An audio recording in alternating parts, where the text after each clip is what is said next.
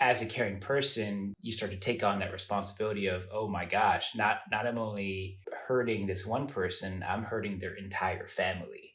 Yeah. That is a very, very difficult thing to carry. And I suspect that Gerry feels that. So now he's been immersed in so many people's emotions. And this decision is not just about, three women, it's about an entire collective of people that he's now going to be disappointing. Hi everyone, I'm Julie, he's Jeremy, and we're here to find love. We're back again this week for another Bachelor recap. Today we're recapping episode 6 of The Golden Bachelor and Bachelor in Paradise season 9. For those of you who don't know us, we're two dating coaches who analyze the relationship psychology and dating themes in reality TV shows, especially all of the Bachelor shows. So if you like this kind of stuff, hit the subscribe button to follow along and join the conversation. So I'm sure you've noticed that is not Kelly.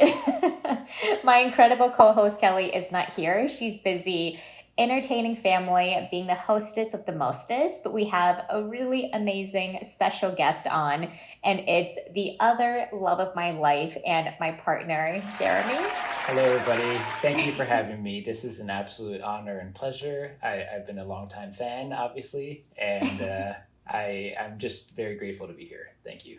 Let's walk through Golden Bachelor. And Golden Bachelor, this episode was so fun to watch because it was a resounding success for every hometown date. He was able to ride a horse. He charmed all of the grandkids. All of the children said amazing, beautiful things about his sincerity and vulnerability. It was fascinating to see what an incredible fit he was with everybody and to see them all see Gerry's sincerity so clearly and just how different he is from the past partners that the woman had, but they meant it in a good way. So first off, we have Theresa's family in New Jersey, and it was really sweet to see her around her family. I mean, I've never really quite warmed up to Theresa. She's been at the epicenter of a lot of drama with some of the women in the house, but now that I've seen her with, the people that she surrounds herself with, I can see that she's just really naive and innocent. I don't know if she's really dated a lot since her husband has passed away. Gerry is the first person that she's brought home. I think Theresa and Gerry share that in common. They're both stumbling through dating and doing their best to be invested in the process, excited for each other, but kind of like guarding themselves against the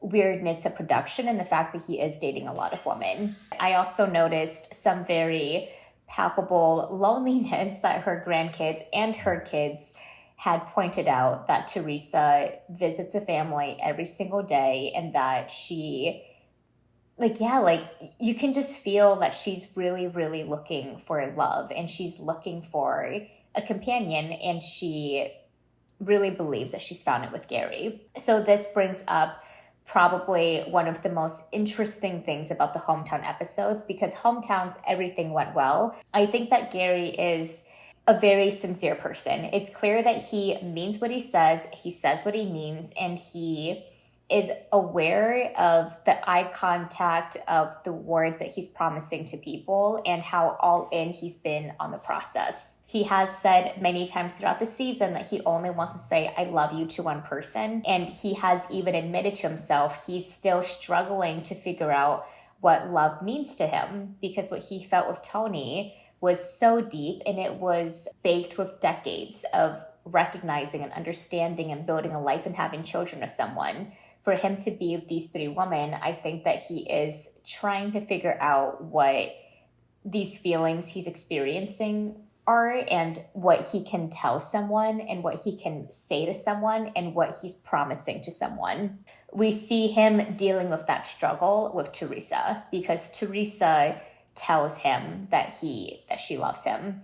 And he says, you've made me feel so special, or something to that effect. It wasn't completely reciprocal. In his ITM, he does say that he was in love with her, and he told her family members that she fit perfectly in his arms. We could see Gerry's earlier promise kind of crackling. His propensity to be so all in with his interactions and dating is now finally getting him into trouble, because now that he's reached the point where they're looking for that validation and that reciprocity, he's not really able to fully say it like, or give them the validation that they're looking for.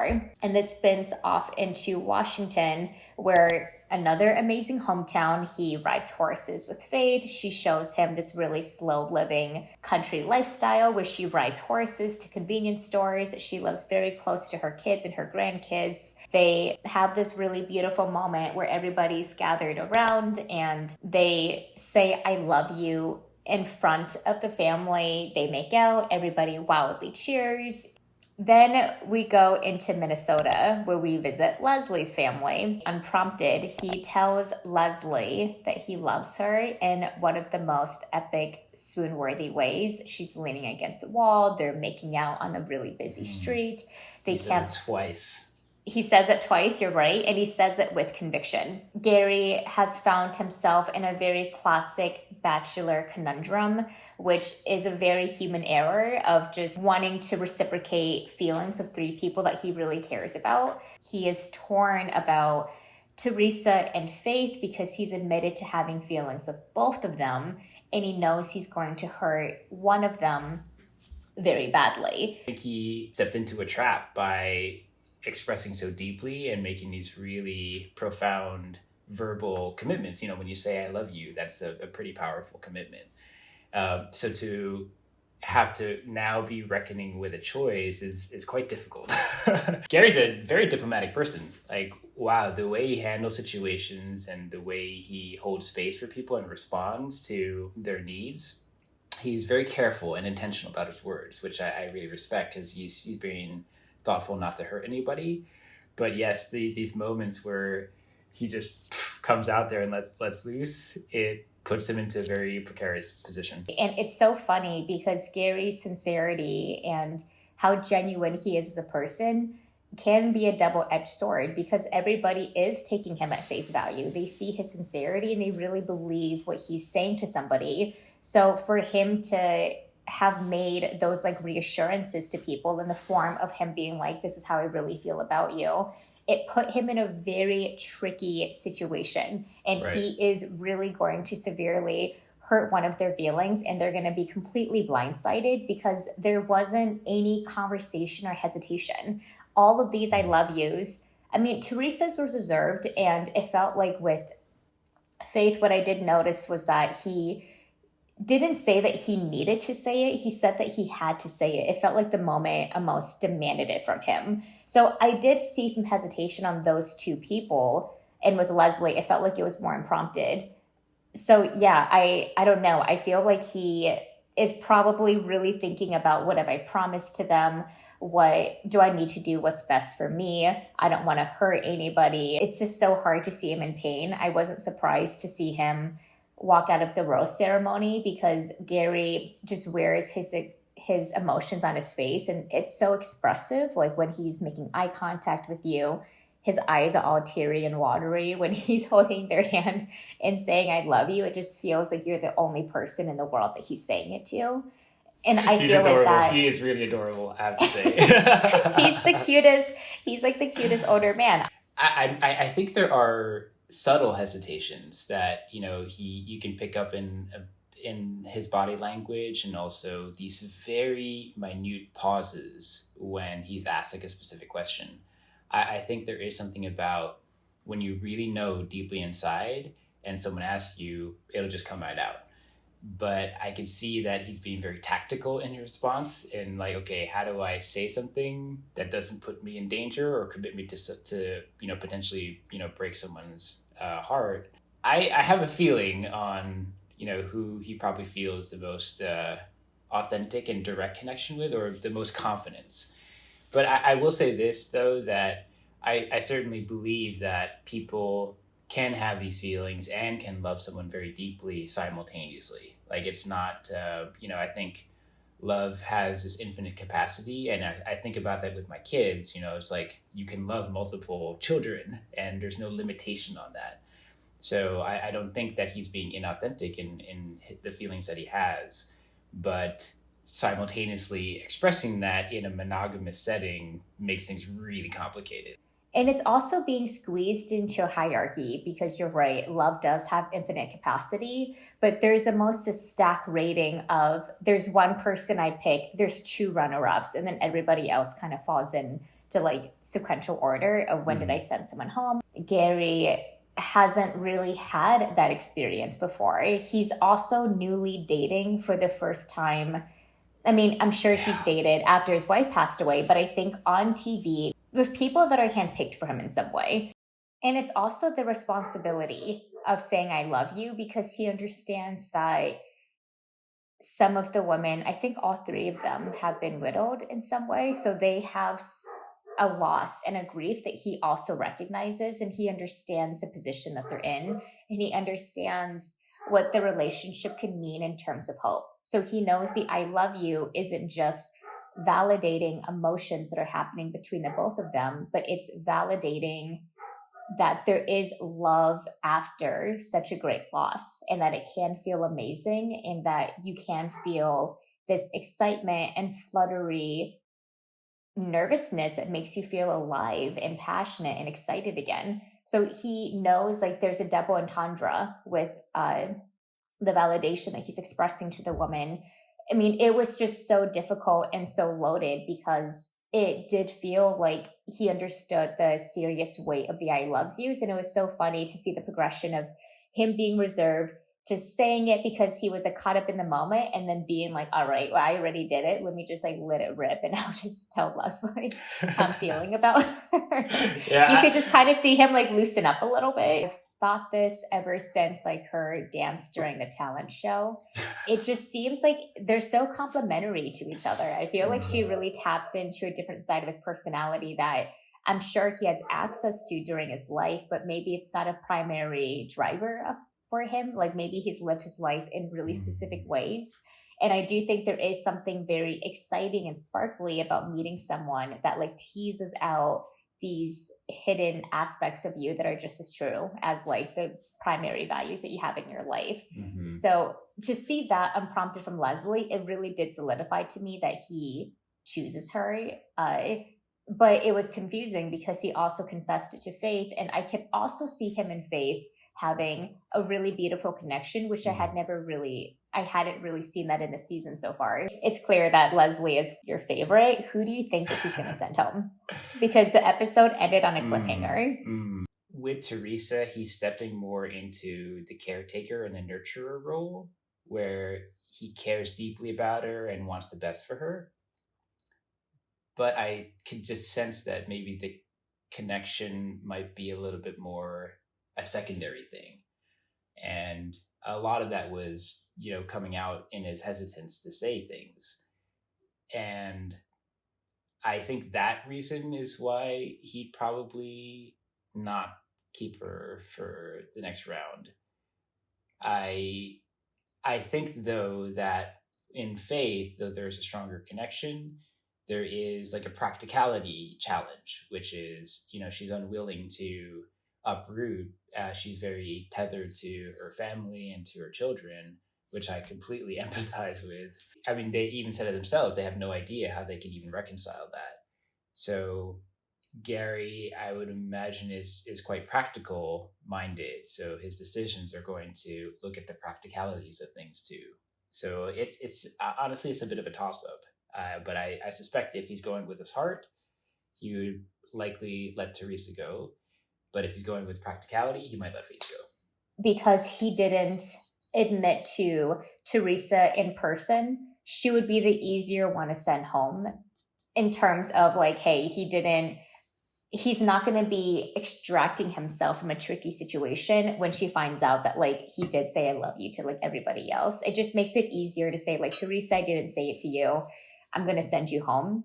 But I have a suspicion that he has a lot more feelings for her than maybe he even understands, because he did send home Kathy because of Theresa. He said some really cute things about Theresa to her family. I think that he said she perfectly just like fits inside of his arms, and the way that they like just really care for each other is so beautiful, and he is so drawn to that. I do think that there is this caretaking, nurturing side of him that you're right. I suspect that he like really values and he loves to encompass in relationships, and I think Theresa just really activates that part of him that it probably just feels so like safe and cozy. And then with Faith, I also agree is that there is this practical incompatibility of she is so tied to Washington.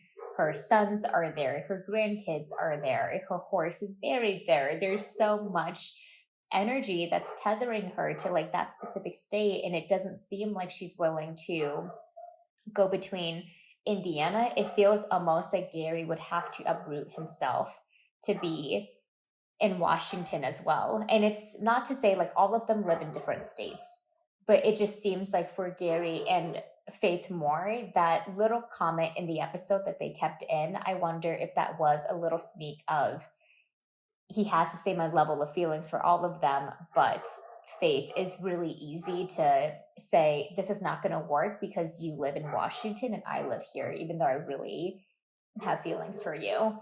Before the rose ceremony started, he was very intentional in saying, I need to do what's best for my journey, and really centering himself in the process.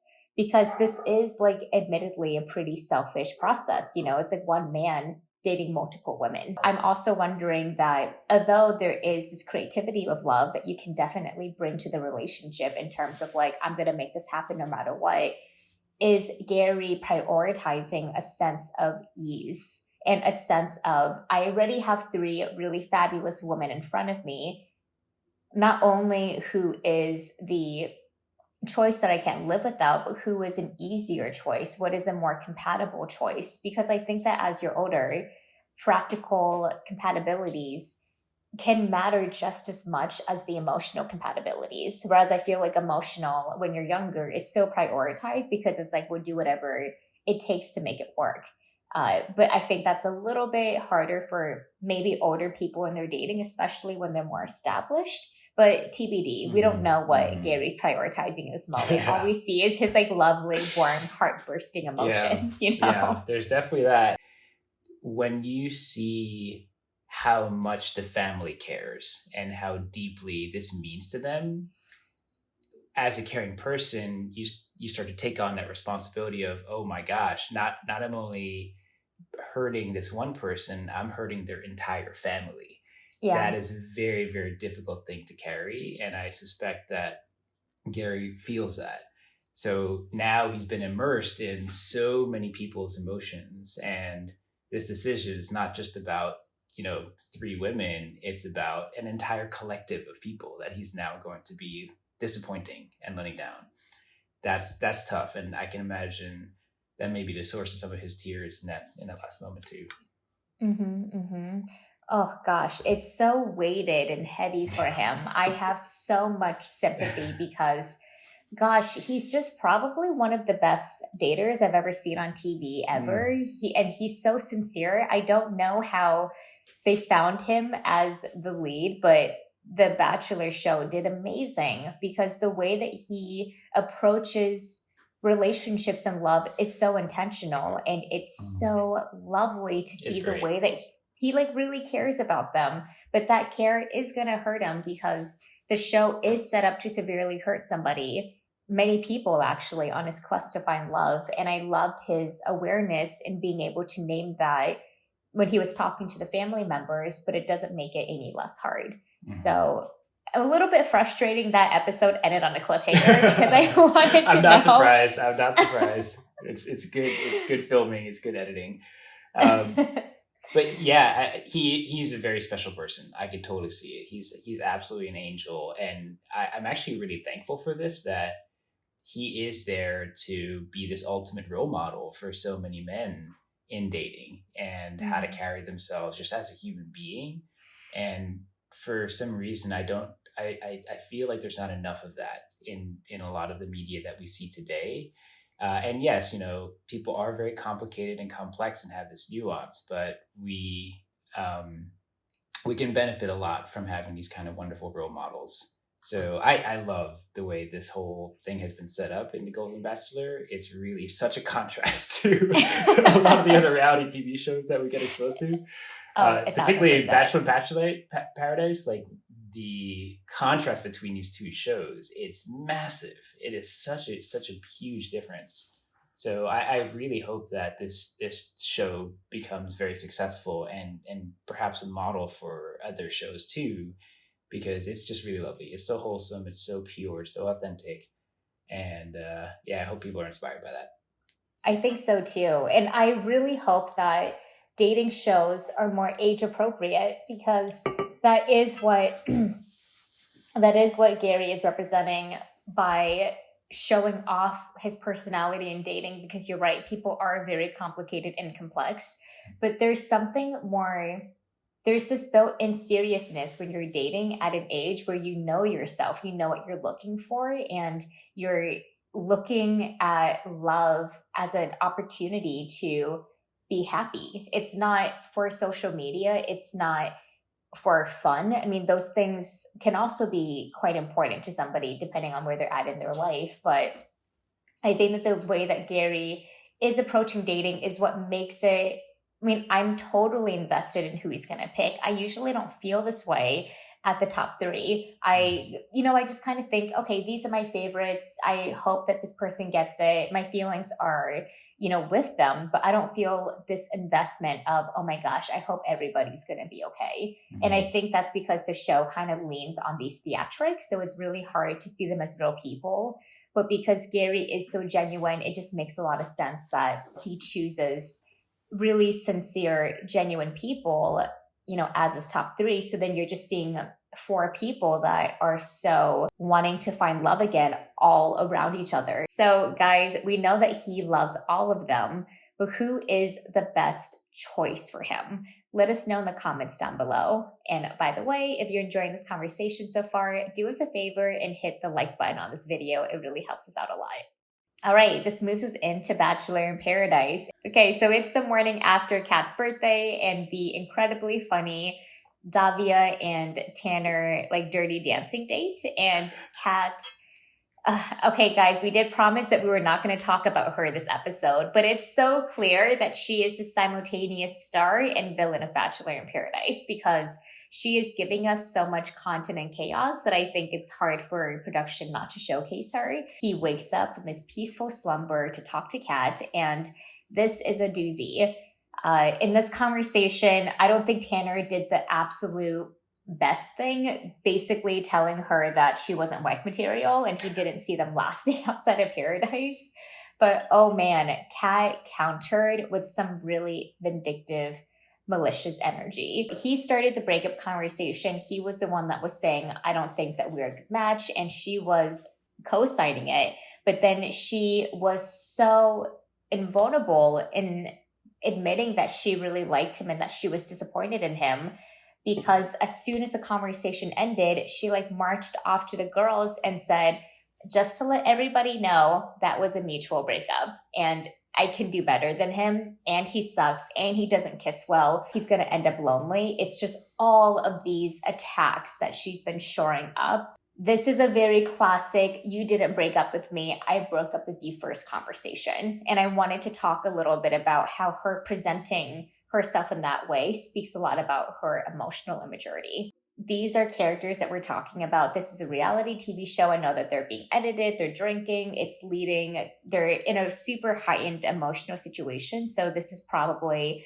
them at their most regressive behavior. So I'm not going to hold really anything against, these people that we're talking about, because we can't, we don't know them. Mm-hmm. But I will say that who she represents as a person in dating is pretty icky to watch. I think that the level of pettiness and meanness that she stooped down to in terms of saying, you're going to end up lonely, you are, I can do better than you, I am better than you look at what you lost. I feel like that was really, really hard to see, because it says a lot of things about how she sees people and how she sees herself. It's very imbalanced, it's very uneven, and it's really it's immature. I think that when you date someone like that, it feels a little bit like her inability for self-awareness and reflection sets up relationships to always be, embedded of so much conflict and pain, because she's not willing to like take accountability for any of her actions and not willing to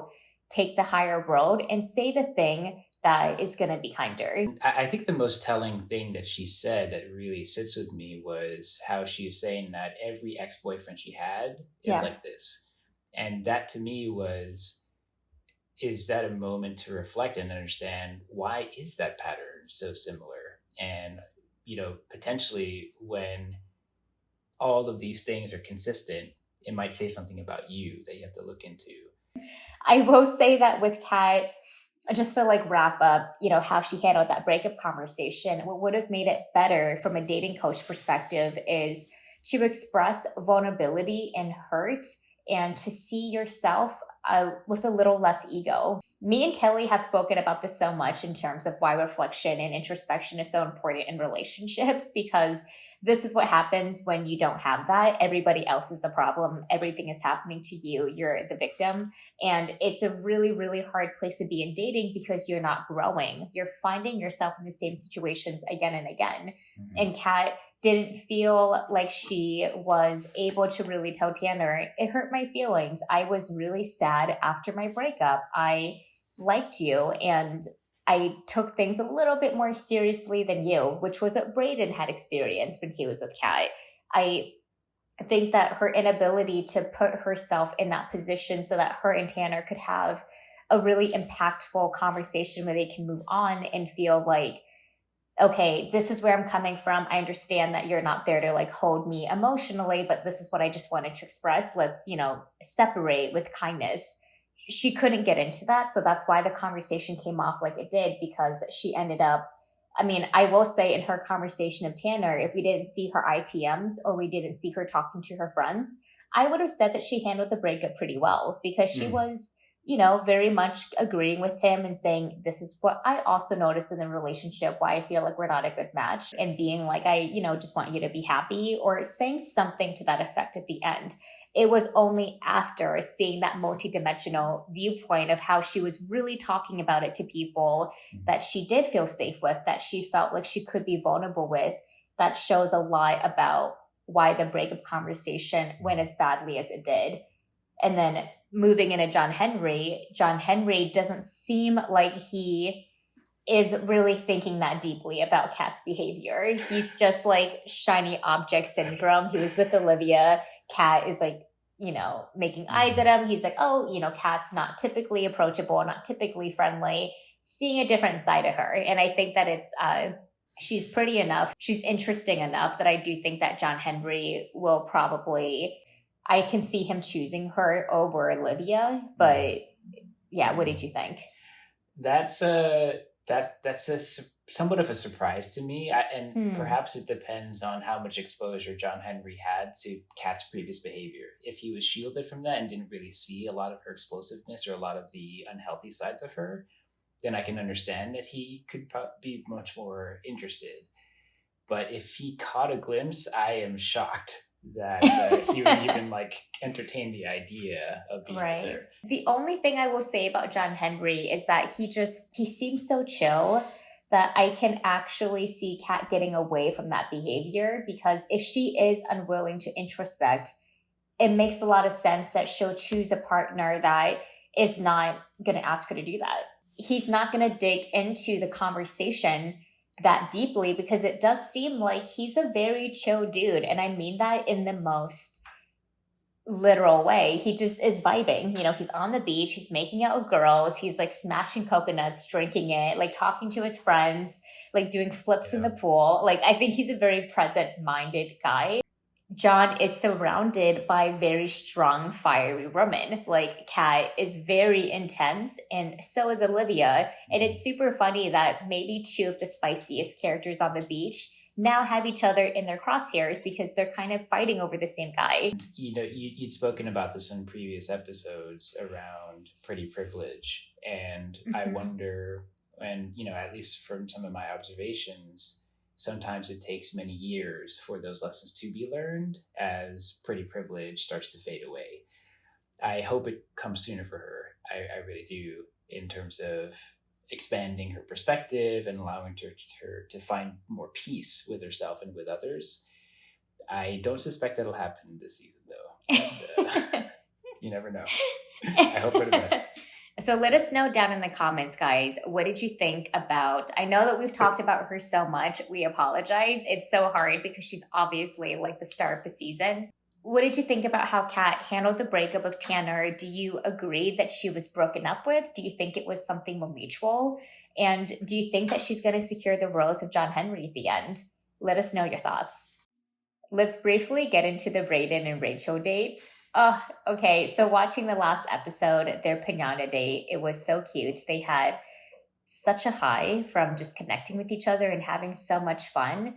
But the guys have the rose this week. And with a little bit of power, they're all happily skipping away, exploring other options. And Brayden is diffusing his attention between Becca and Rachel. So Becca comes down the beach. I think that she was there night one for Zach's season, didn't make a lot of waves, but apparently very, very pretty. And apparently Brayden's physical ideal, because you can just tell they're so physically attracted to each other. I mean, he literally picks her up, swoops her off of her feet, and like jumps away to go on the date. And Rachel is left, feeling unappreciated. So I think that this leads into like very tricky etiquette of dating in paradise, because it's very different than dating in real life, because they didn't owe each other anything. And this is probably the most typical paradise situation of we liked each other, we had a date, but we're not committed to each other yet. It's hard because of Rachel, she's my homegirl. I really loved her Bachelorette season. I loved how she handled the whole Clayton situation. I just really personally have a bias towards her. So I really felt for just how hurt she was about how Brayden interacted. But what did you think? I think any individual that's feeling a connection to someone, witnessing them connect with somebody else almost immediately, that's painful. That's really, really tough to witness and to just sit there with. Especially everyone's watching it happen too. So this is like in the spotlight. So that's alone already justification for it to feel something. And I do believe that Brayden could have been more thoughtful around how he expressed his excitement and how his willingness, and just have a little bit of consideration for what does this mean for someone that I just had an amazing date with, and feeling this deep connection. I think, you'd want to reserve a little bit of giddiness, just out of, consideration for her. So I think that could have been handled a little bit better on his side. I totally get his excitement. I totally understand. Like, it's thrilling for him because he was also in this, very recently a tough place of feeling unwanted, feeling undesired, feeling betrayed, from his own perspective. So the feeling this like total swing in opposite direction is incredibly exciting. And I think you can just get lost in that euphoria. Yeah, you're not really thinking about the consequences of it. And what I mentioned to you when we watched it was like, oh, he's probably going to pay the price for this one. Be a little bit more like strategic around how you handle these situations, because it could come back to bite you afterwards. But it does look like he's kind of going all in this situation, and that's also painful to know that someone could just release you and drop you so quickly when a shiny new object pops into the picture.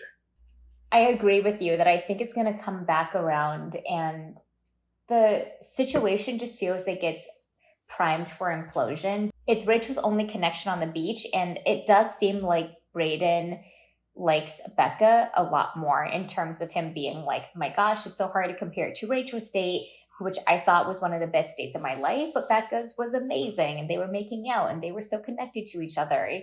It just feels like a very sticky, problematic situation. I don't see it ending super well for Brayden. Because it does feel like, to me, maybe he did have a connection with Becca, but it felt extremely physical. It didn't feel like they had anything emotional or fun or lively, which I felt like he had with Rachel. So it is a little bit of him just being so, I think he's just really excited and he's just like really throwing himself into that. I could perceive a lot of infatuation driving it. I mean, Yeah. obviously, like I don't see the full picture, but I kind of guess that it didn't even matter what Becca would have said the entire date. He just was so excited just to be attracted to her. Exactly. And she liked him so much. And that was also really exciting for him to probably feel that reciprocity of instant sparks, hitting it off, feeling like they're vibing with each other personality wise. I don't want to see Rachel go home, but I just do not think the beach is the right fit for her. I think that it's probably better that she like dates outside of it, because the whiplash of the show, it's really hard to cultivate like these serious connections. There's so many bombshells, so many crushes like walking down the beach that can really shake things up. So I feel like it's been really hard to see anybody really make a serious connection. I know that there's been like the Aaron B, Eliza situation where Eliza B received intel from Kat, and the intel was that Charity, who Eliza doesn't have a close relationship with, but just trusts fundamentally as a person, had told Kat that she felt like Aaron B was not there for the right reasons. So we're seeing one of the major couples kind of go through a potential reckoning that will be unfolded in like the next episode. I don't really feel confident about any of these couples getting engaged. I know it's happening in a few weeks. I think Bachelor in Paradise filming is 2 weeks long. So we're seeing a 2 week long, we're seeing how everything is shaking out over these 2 weeks. I'm not seeing any engagements. I don't see anything super serious from anybody. It just seems like they're just dating for sportsmanship. Well, I have to say that I saw incredible potential, and I still see that with Eliza and Aaron B. And it made me sad to see what unfolded in this episode. Clearly can see that there's some stuff that needs to be addressed when it comes to Aaron B and reckon with stuff that happened in his past. I think though that it's not necessarily a done deal. Like, he has an opportunity to be forthcoming, to be honest, to be open about whatever has transpired. And I think his path towards creating something, lasting with Eliza is predicated on him just being fully transparent about it, owning up to it, and demonstrating that he can be a better person, that he can really commit and, be a healthy person and in a healthy relationship with Eliza. I think he has an opportunity to do that. But the more he backtracks and tries to cover up some stuff, it's not going to help him. And I'm curious to see how it goes. I'm rooting for them, honestly, in the background. I'd love, I think they have something really nice and really special. With the Aaron B, Eliza Charity drama, I felt like this contextualizes a really interesting dating question, which is what do you listen to if your friend or a friend of a friend is saying something about your ex? Like, how much consideration do you have of that? Because Eliza doesn't really know Charity that well, but she knows that Charity did date him. I think she's met his parents, and she knows that Charity has been in conversations and DMs with his exes. And it's not just an ex, it's plural. It's several people that he was being a little bit messy with timelines. So that's another consideration as well, is that even though Eliza really does like Aaron, and they do have the potential for maybe one of the only engagements I can see out of Paradise this season, it just wonders how much weight she's going to really, or how much credibility she's going to really extend to Charity, or how much she's going to take that into consideration. Because if they come out stronger, that's really amazing. But is this showing a potential pattern of how Aaron B dates, where it's a little bit like messy and gray and undefined? Right. This one's tough. And my immediate reaction was I was hoping that she would go straight to Aaron and, just ask him what's going on and try to get to the bottom of it and get the first person perspective. I was hoping that would play out, but she kind of first consulted a number of people before she came to him. Yeah. Which, could be tricky. I think eventually you do want to get as many perspectives as possible. So it is useful to really receive that. But there is something about directly confronting the person that's been accused and giving them an opportunity to be honest about what's happened. And I'm glad that they had that conversation. I don't know if Aaron showed up with like a clear explanation. I mean, it's a bad sign if a person walks away more confused than they came in. That's not a good situation. And I think ultimately it does come down to, can you trust what the person's saying? And what's your gut and what's your body telling you as you're listening to them explain themselves? That's going to say a lot. I think you can sense whether a person's being truthful or honest or whether they're hiding something. And I think listening to the intuition is really important. And it seems like Eliza's doing that. And it will be interesting to hear Charity's perspective too, because that could be like the nail in a coffin. But again, this is judging a person on past behaviors, which yes, patterns can demonstrate potential future behavior, but there's nothing to stop a person from saying, hey, you know what? That was my life. I'm changing it now. I want to choose something different. Everybody has opportunity to really redeem themselves, and it could happen at any time, at any moment. So patterns are predictive, but they're not guaranteed of a certain behavior. So I'm really hoping that Aaron can sort this out and really clear the air, hopefully close some past experiences and chapters and reckon with that properly, and then create something beautiful. That's my hope. Love that. And that's a really beautiful way to conclude the messiness of Bachelor in on a hopeful note that you ended with. There's always hope. There's always hope. Yeah. There's always hope, for sure. So let us know what you guys think in the comments down below. Can Aaron B get himself out of this very tricky, sticky situation? Do you feel like Charity... I mean, I feel like it was a wasted opportunity for her to go on the beach just to say something about Aaron B. I felt like she could have been utilized in a much cooler, funner way. Like a targeted plant just to torpedo Aaron. Yes, exactly. It was. She came at night too. I mean, I wish that Charity had something a little bit like cooler for her entrance in A Bachelor in Paradise. But what do you think about her coming down? Because I do think that she didn't mean to blow up Aaron's spot, but I felt like a lot of the men there on the beach are from her season. They've all dated her. So she's kind of like considered an ex.